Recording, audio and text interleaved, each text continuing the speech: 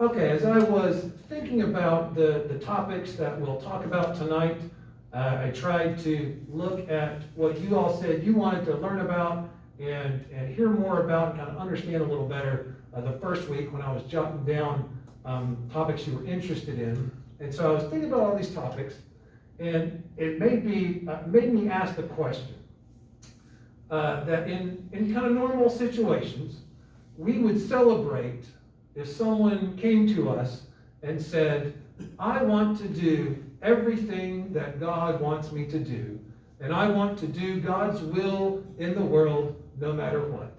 And if someone came to us and said that, naturally, normally, we would say, oh good, that's a great thing.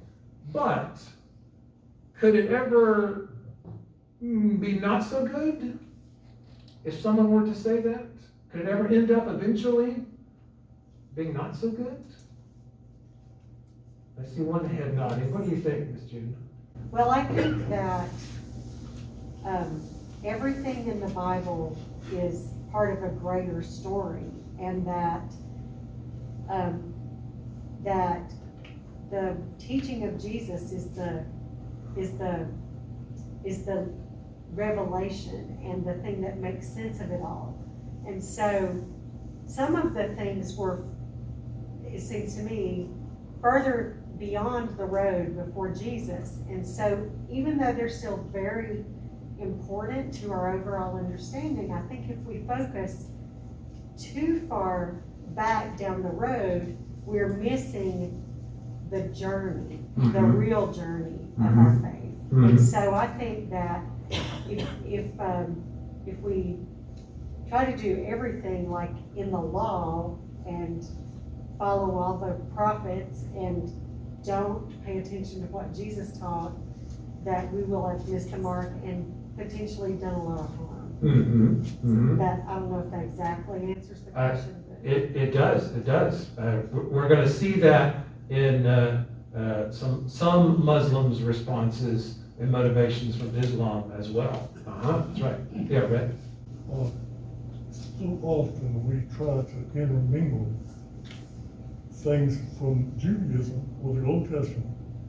We want somehow to bring that forward into Christianity, and it doesn't fit. It doesn't work, because what was law to, there were 613 commandments in Judaism, and there's no way on earth that they could live by, no way we could live by. I mean, it's almost as if God tongue in cheek said, okay, I'll give you all these rules, and if you can learn to follow them, then you'll be all right. Well, it's like the Apostle Paul said, if you try and live by the law, you're going to automatically be a lawbreaker, because no one's perfect. And because of Jesus and grace, that's why we don't have to bring animals to church to sacrifice anymore to be forgiven. Yeah. And sometimes if a person might claim that they want to do God's will in the world no matter what, well, at first glance, that might sound good.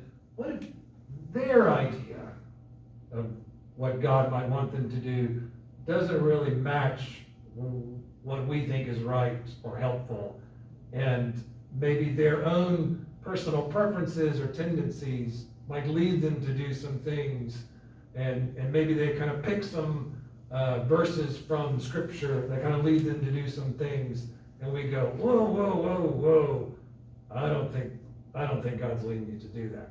And we're going to see that trend tonight as we keep talking about Islam as well. Before we jump into that, I want to give you a thought exercise. I think I might have put it on the Wednesday handout as well. What are some of the, let's call them stranger Bible verses that you can think of? We've already talked about some, that you have to bring certain animals to worship just so that you can be forgiven for specific sins and mistakes. So think of some of those kind of strange Bible verses, maybe ones that were really a reflection of like the ancient Israelite society and the laws that they followed, and we just wouldn't really follow them now, or because of the grace of Jesus, they're not a concern anymore, or they're just kind of weird, or they might be kind of harmful. Can anybody think of some of those that might jump out? Yeah. stoning people for certain sins? Stoning people for certain specific sins, yeah, absolutely, yeah, we don't do that anymore, and that's probably a good idea. Yeah, that's a good one. Others?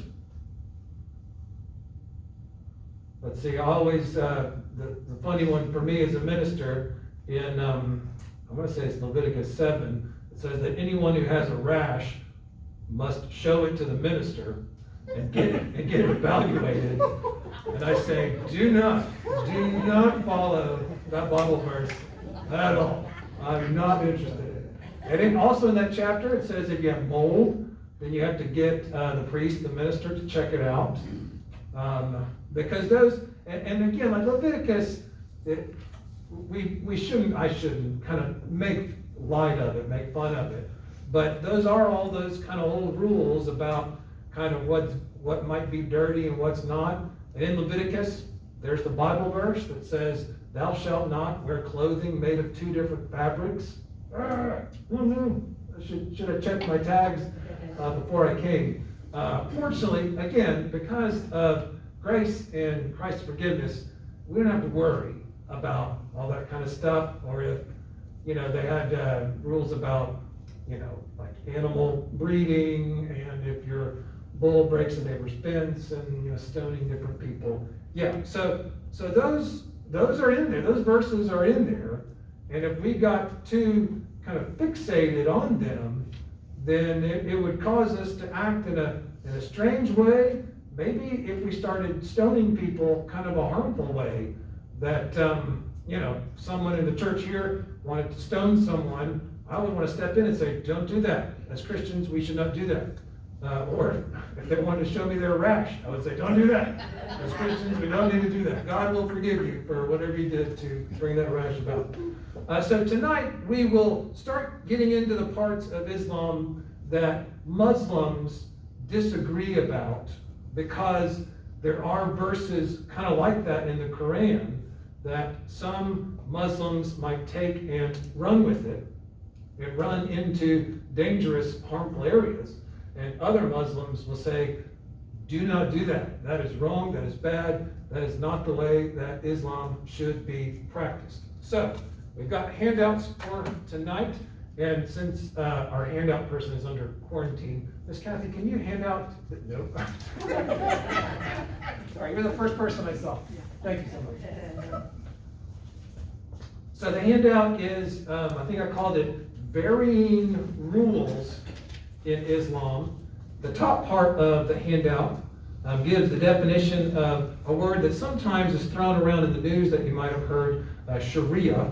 You might have heard it referred to as Sharia law. It is the Islamic system of laws that gives rules and responsibilities that Muslims are supposed to follow, that pertains to all aspects of life, individual, personal, kind of daily stuff, but also community and larger scale rules as well. They can involve things like not drinking alcohol, adultery, sinful intercourse, and also state governments like foreign relations, how to relate to another country or neighboring community. It's based on primarily the Quran with support from some of the other writings that we've talked about the last few weeks. And the ways that the Sharia rules have been interpreted and applied have varied over time depending on different areas and different eras, you might say. Like if there's, 1,000 years ago, it might have been applied differently than today. Even today, maybe in a urban industrial city, they might be applied a little differently than in a very rural, developing nation that is not industrialized yet. So you'll see some of the rules that are in there. They greet people by saying, peace be unto you, which is in Arabic is what they normally use. They'll say, salam alaikum, and then the other person says, alaikum salam, which Christians might have a similar peace be with you and also with you kind of saying. They say it in Arabic. They pray before meals. Usually their right hand, males supposed to be circumcised, which is a very Jewish tradition that comes from the covenant with Abraham. They have rules about dead bodies and the cleanliness thereof, which there was a lot of those kind of rules in the first 5 books of the Bible, like in Leviticus and Deuteronomy. They're in those kind of purity laws about what's clean, what's unclean, what you should touch, what you shouldn't touch. If you do touch something that's unclean, then you have to go outside the camp for a certain number of days, or if you have to go to the bathroom, those kind of things. So they do not eat pork and no alcohol. The meat must be from a herbivore slaughtered in the name of God by a Muslim, Jew, or Christian, and that's that word halal. But interesting that their halal food can be prepared by a Jew or a Christian as well, and that's very interesting. Discourages the hoarding of wealth, outlaws excessive loans. Homosexuality is a sin. Some countries it's illegal, while other countries invoke the death penalty for it. Contraception is allowed if both partners agree. So those are just some of the rules that are involved, that are listed in the Sharia system. So let's get to some rules about women specifically. And that was one thing that someone said they were interested in. So Muslims believe that males and females were created differently for different purposes, and that women are given the responsibility inside the home and men are given responsibility outside the home, but also maintaining and supporting the home as well. But again, it kind of differs how strict or how much they enforce it or what's expected depending on the culture that they live in. If someone is in a very rural community in a less industrialized country, it's going to look a lot different than if they're in a city in the States or in Europe, that kind of thing. So there might be a lot of limitations. We would say any limitation is too many on a woman or a wife, but there would be more so of those in some countries, the less industrialized they are, or the more strict and extremely conservative Islam expressions there are. But as you kind of read those and think about those would have been the same as in the Bible and in Old Testament communities and New Testament communities. Back then, women were seen really as property. The women were the property of the husband, well, first the father, and then she was married off, hopefully for financial gain, and then she became the property of her husband. If the husband died, then she was the property of like a brother or a kinsman redeemer or something like that. That was definitely the case in Bible times in ancient Israel, and it was kind of the case, a few hundred years ago, even in Europe, even in the American colonies. Originally when our country was founded, only land-owning males, were kind of true full citizens who could vote. Like women couldn't even vote in their own community leadership, even here. So that kind of idea, it's not a fluke. It was definitely that kind of old world kind of society, that patriarchal society was definitely widespread. It's just still practiced in some parts of the world. And in those parts where there are more limitations on females, then their access to education is very limited. The places in developing countries in the Middle East where Western European countries colonized, then they were able to kind of force some opportunities for the women there and some educational opportunities. So some places in the developing world have come a long way, while other places still have not. So I wanted to give some good quotes from the Quran there in the handout, just so you can see kind of straight from their scripture text what it says and base your own judgment. And you can see that some of those verses are hard to read, and we would not want people to follow them about abuse and spousal physical abuse. And even in today, hardline conservative Muslim countries, they'll use those verses as an excuse for domestic violence, which is terrible, terrible. But also, again, the more modern progressive Muslims who live in cities and are industrialized, they would say that that kind of domestic abuse is absolutely inconsistent with the true Islamic faith. So you can see that there is a big difference of opinion among Muslims today. Much like in Bible times, women receive less inheritance than men do. In legal proceedings, women's testimony is worth about half of a man's testimony in court, as per a verse in the Quran. Typically, women victims are compensated like half of what male victims are compensated for crimes. Let's see, going down, the next part in the handout is very troubling. Like in situations of forced intercourse or rape where it was unconsensual. According to Islamic law, the perpetrator of those acts is definitely guilty, but sadly, like we said, in some cultures and in some countries, they have used Islamic law, Sharia law, as an excuse to allow a rapist to escape punishment by marrying his victim. But again, other Muslims argue that those terrible decisions are just based on that local culture, and that local culture is just using their religion as an excuse to do the bad things that they want to do, and it is not in accord with Islamic law, is what other Muslims would say.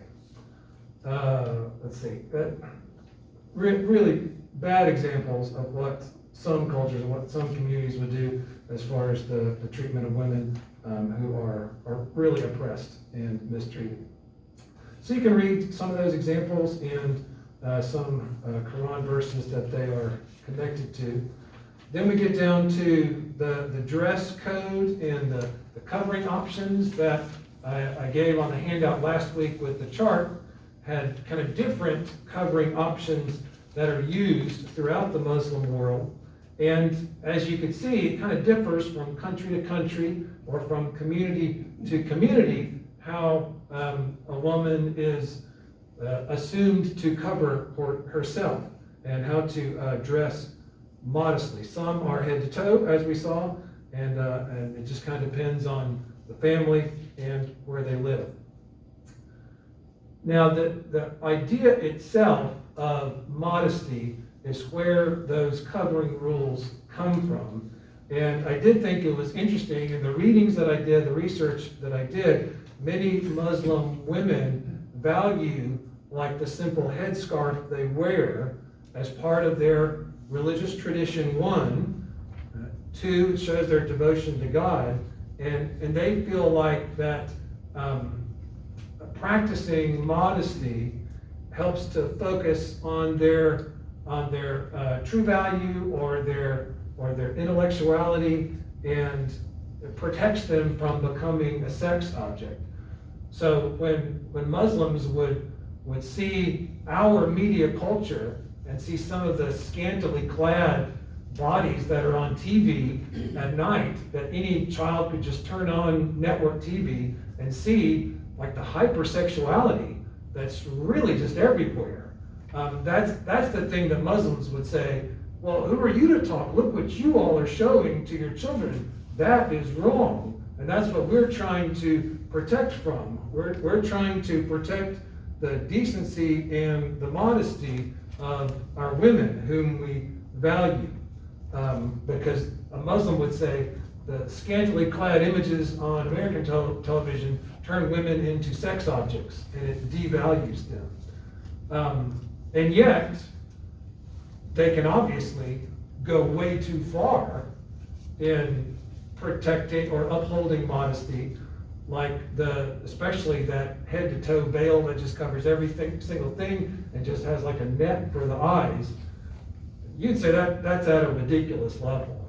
And so, we're not saying that it's good to have scantily clad people on TV, all the time, but nor is it good to make women cover their entire body head to toe. And the problem is when you let the spectrums get too far out to the extreme either way.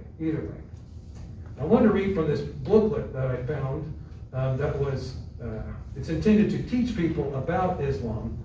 And it says, many people perceive Islam as a chauvinistic religion that belittles women. They cite the condition of women in some Muslim countries to prove this point. But it is appalling that today the oppression of women still exists in many cultures around the world. Women in many third world countries live horrible lives. They are dominated by men and denied many basic human rights. Islam condemns this oppression. Unfortunately, other forbidden traditions like forced marriage are practiced in many traditional societies. Sadly, this still goes on in many parts of the world today, including in a number of Muslim countries.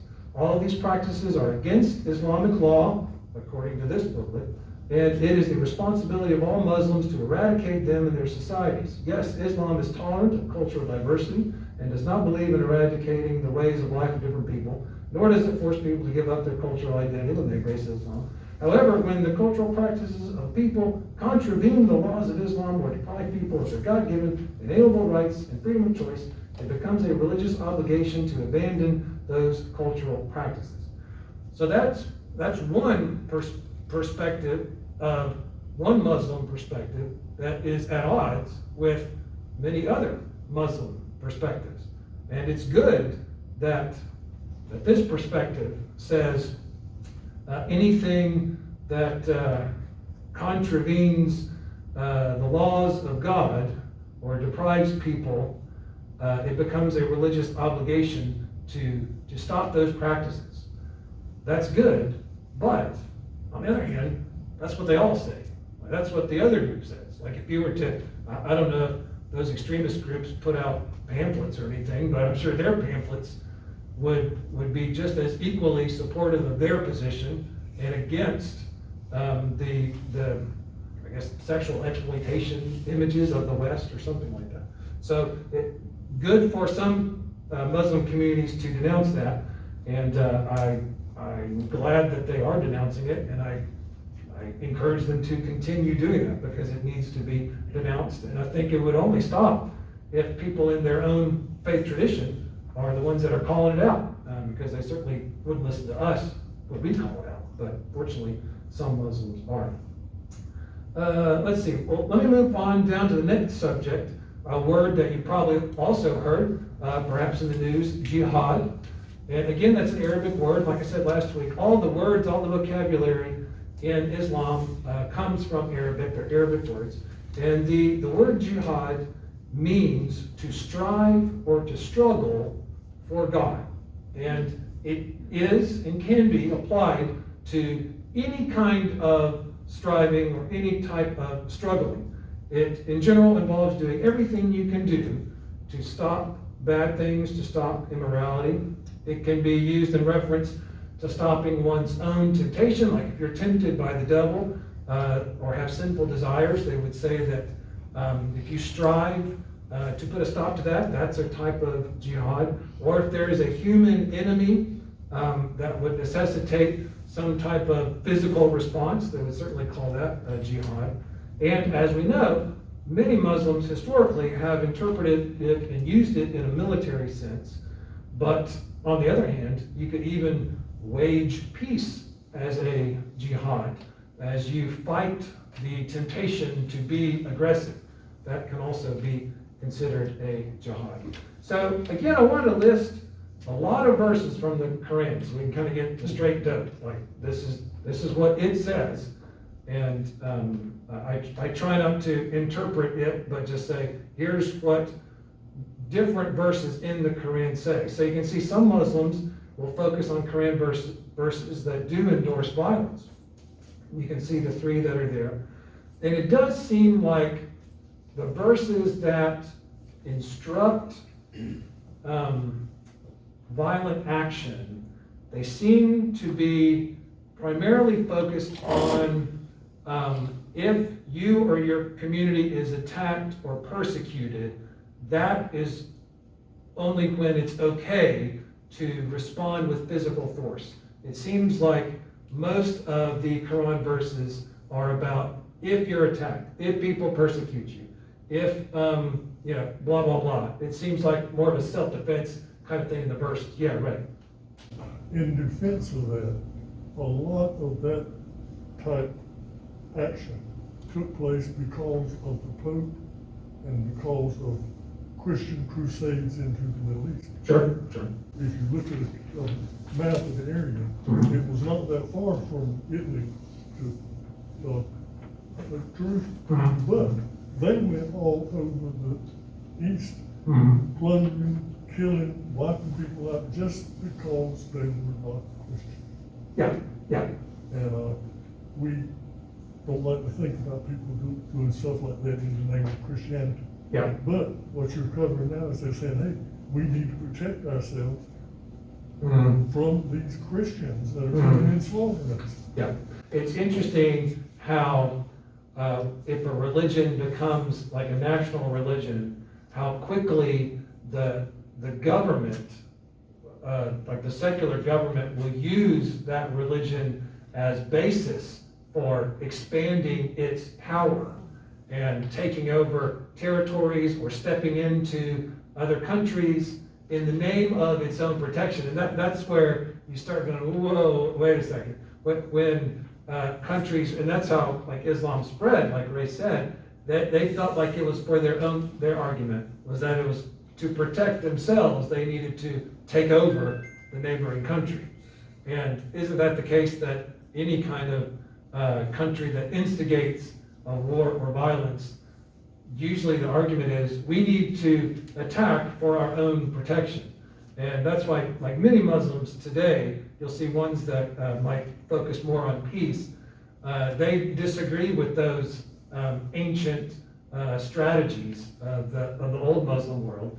But like Ray said, Christians did it as well. Like the Roman Empire, eventually when Emperor Constantine became a Christian, they had no problem, and we're going to talk about this in a minute, no problem attacking and killing because they felt like they had to. Like they had to do it for their religion and their government's own protection. And that's when you get into really, really bad, harmful territory. Because you can see some of those verses, even though it says like if you're persecuted, if you're attacked, then the response is pretty extreme. It's very harsh. Like they wipe them out, kind of with no mercy. But then it says stop fighting when the fighting's done.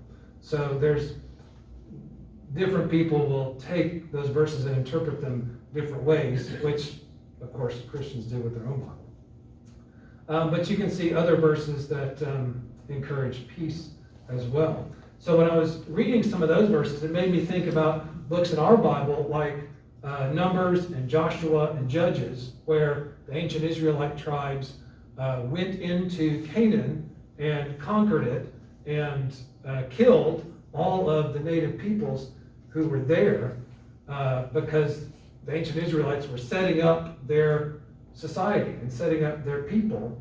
And in the early days of Islam, they conquered the neighboring lands because, again, the neighboring people groups didn't get along. And if you wanted your people or your traditions to survive, or at least or certainly to thrive, then it required you getting rid of the competition. And that's a running theme in Joshua and in Judges of the Israelites getting rid of the competition because the pagans that were around them would have tempted the Israelites to paganism. So the Israelites killed them all. And sometimes the Muslims did that too as they spread their empire. So I want to have a little activity challenge that I'm calling Guess the Source. So I'm going to read out some lines, and I want you to make a guess where it might be from. If it's from like a book or a time period, sometime in history, or a land or a region, I want you to guess where it might be from. Okay, guess the source. These are instructions. When you march up to attack a city that is at a distance from you, make its people an offer of peace. If they accept and open their gates, all the people in it shall be subject to forced labor and shall work for you. If they refuse to make peace and they engage you in battle, lay siege to that city. When God delivers it into your hand, put to the sword all the men in it. As for the women, the children, the livestock, and everything else, you may take these as plunder for yourselves. However, in the cities that God is giving you to conquer, do not leave alive anything that breathes. Completely destroy them.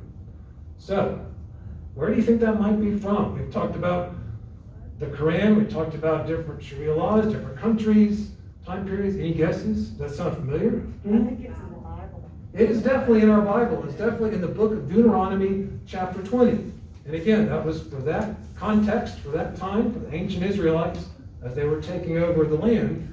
But you could see how if someone today was maybe uninformed, they could open it, point to that verse and say, well, I know what I need to do. And then they would do some pretty harmful stuff. Okay, let's see. Here's another one I found. All right, let's see. Guess the source. Okay, here's a report of an incident, an after-action report. Some of our men cut off the heads of their enemies. Others tortured them longer by casting them into the flames. Piles of heads, hands, and feet were to be seen in the streets of the city. It was necessary to pick one's way over the bodies of men and horses. Indeed, it was a just and splendid judgment that this place should be filled with the blood of the unbelievers. All right? Guess the source. Where might that have come from? What was that? Crusades. Bingo. Brenda said the Crusades. That is definitely from a report that a French chaplain, no less, a French Christian chaplain who was in Jerusalem during the First Crusade gladly reported on how, on the spoils of war and how much blood that the Christian crusaders inflicted. Okay?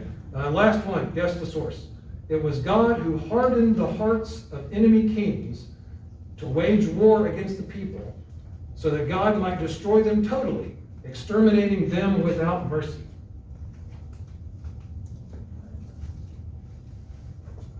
Any guesses? The Quran, maybe? That also was from our Bible, from the book of Joshua, chapter 11. So again, we would urge anyone to know what they're reading and to not, like Jude said, not get distracted and fixated on certain verses. And in thinking about all of this kind of violence, and in thinking about like the treatment of women in some Muslim countries, or how when the Muslim empire would expand, they would kill Christians or other religions if they didn't convert. It reminded me of, I like history books and history TV shows, even back in England in the 16th century, when a Catholic king or queen would take the throne, she would try and kill all of the Protestant ministers.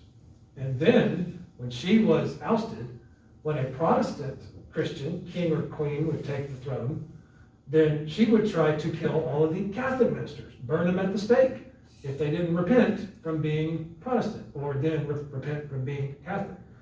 So it's not, again, it's not a fluke of these stories. It's almost like the worst expression of how bad humans can be, and they'll take any reasoning that they can find to do it. And like this story, this was also in the 16th century in Germany and Austria. As Germany and Austria became more kind of officially Protestant and Lutheran and moved away from Catholicism, there was still some kind of pre-Baptists, Anabaptists, who were there, and they were not popular. One of the Anabaptist leaders was named Michael Sattler, and he was executed for the treason of being an Anabaptist. They were hunted like animals by mainstream Christians. He was threatened because they felt that he threatened the imperial interests of Western Christianity because he refused to swear an oath to the monarch, to join military service. He insisted upon believers' baptism instead of infant baptism, terrible things like that. But his nonviolence was particularly repugnant to the authorities. He said, if the Turks should attack Europe, we ought not to resist them, for it is written in our Bible, thou shalt not kill. So for that, Michael Sattler's tongue was cut out, his body was torn with red-hot tongs, and he was burned at the stake. So 16th century Europe is when that happened. So I don't want to fool myself in thinking that the culture that I might come from has never overreached itself or never justified terrible things and used its religion to justify it, because that's wrong no matter who does it and no matter for what reason. And there's one thing I've learned about human behavior, is that if a person doesn't like something or wants to do something, they will use any reason they can think of to justify not doing it or getting their way. If they're a religious person, they will use their religion every time. If there's something they don't like or something they want to do, and they're religious, they will always use their religion. They might use the law, they might use like legal arguments or scientific arguments or whatever it is, kind of moral arguments. But whatever a person doesn't like or wants to do, if they are unhinged and extreme and they come from a religious background, they will use that religion as their excuse to do terrible, terrible things. I wouldn't want someone judging me for the worst things that Christians have done. So I try and keep myself humble and remind myself there is a spectrum. Okay, let's go to vocab words. You can see some vocab words there, like imam is a Muslim minister. The word haram means something that's forbidden, a bad behavior that's prohibited. It can include gambling, alcohol, fornication, cheating someone, luxurious lifestyles, murder. Anything a Muslim believes could be harmful and should be avoided. They call that haram. And then you probably heard this word in the past, a fatwa is a legal opinion from some kind of Muslim authority or scholar about an issue that pertains to Islamic law.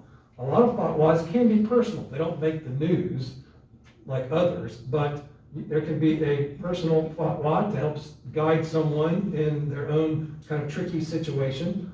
But some have encouraged violence, like the fatwa that was a death sentence against the author Salman Rushdie a few decades ago. That one made the news.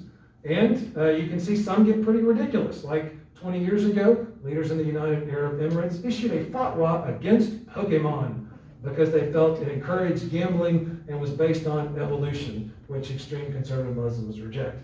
So once you get into that extreme end of the spectrum, you just start getting ridiculous. And it can be harmful ridiculous, and it can just be goofy ridiculous. Just because Pokemon has cards and the characters grow bigger and evolve, it's not going to harm anyone's development. It just gets silly.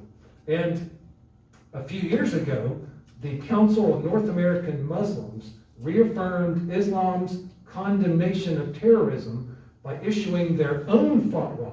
And here's what they said, quote, "We have consistently condemned terrorism and extremism in all forms and under all circumstances, and we reiterate this unequivocal position. Islam strictly condemns religious extremism and the use of violence against innocent lives. Targeting civilians' life and property through suicide bombings or any other method of attack is haram, prohibited in Islam, and those who commit these barbaric acts are criminals and not martyrs," which is a very fascinating use of the word fatwa and the word haram that was a little different than the previous ways that I had heard it used.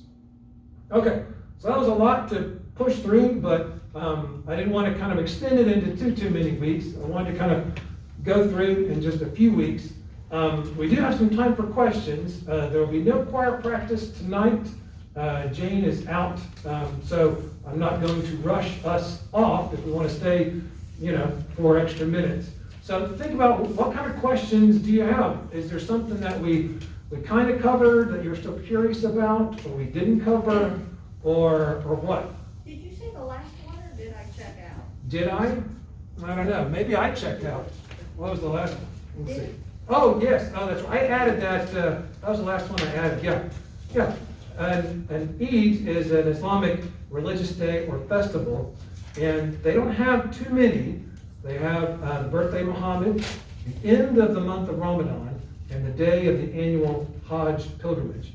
So the holiday that usually makes it into the news or our social media feeds is the month of Ramadan, which celebrates the first time that Muhammad claimed to have a revelation from God when he was reciting the Quran.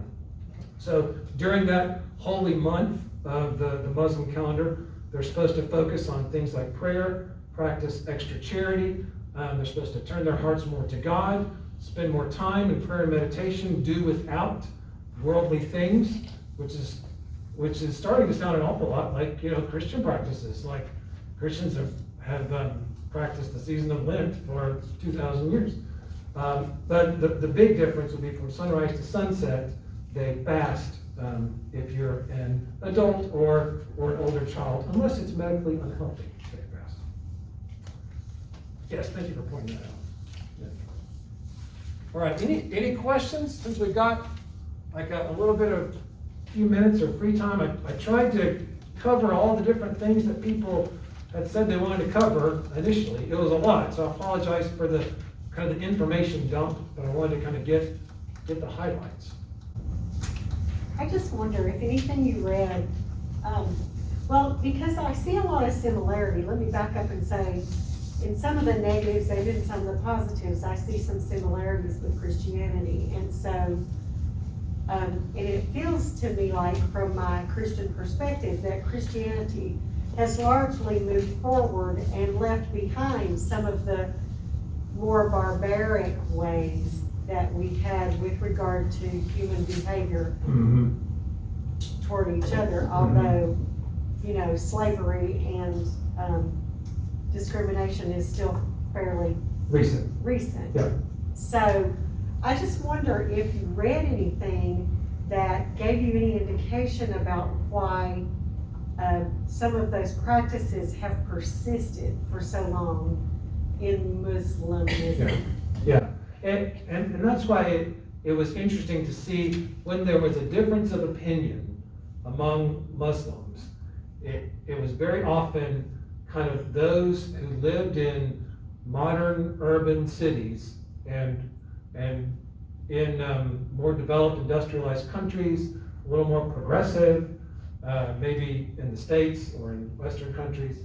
And then on the other end of the spectrum, it was those in rural areas of Afghanistan, Pakistan, that are tribal areas, very, very little industrialization, almost as if the culture would have been comparable to Western Europe 500 years ago, considering the practices, the technology, just the kind of the development over there. And that's why it's interesting to see how it kind of tracks. Like you said, kind of the more developed that we get over time, we learn from our bad mistakes.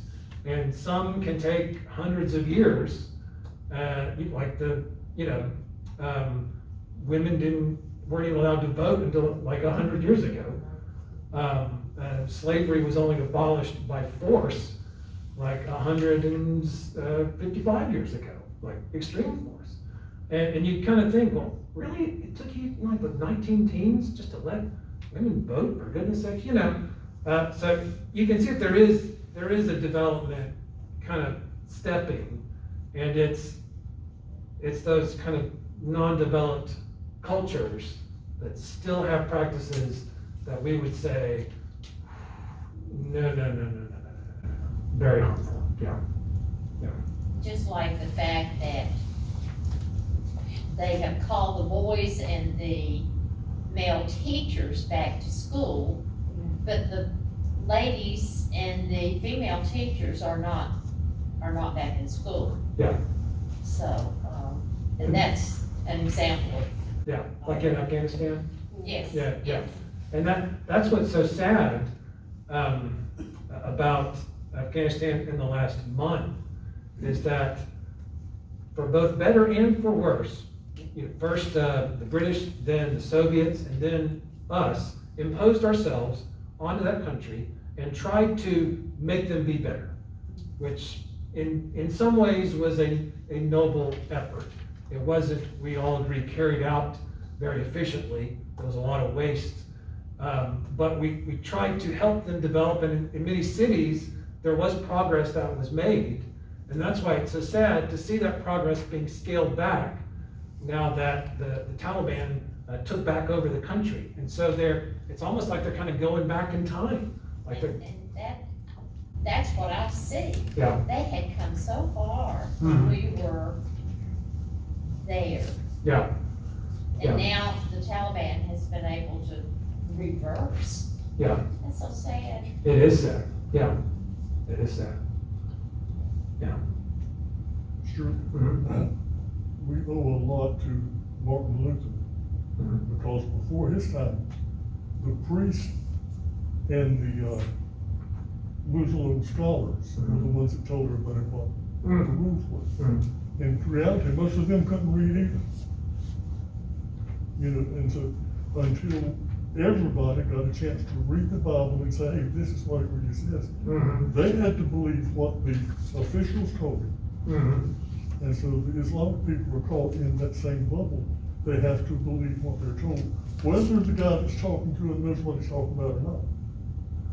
Yeah, and like we said earlier, just because someone says, I'm going to do God's will no matter what, that can lead to really good things, or it can lead to really oppressive things.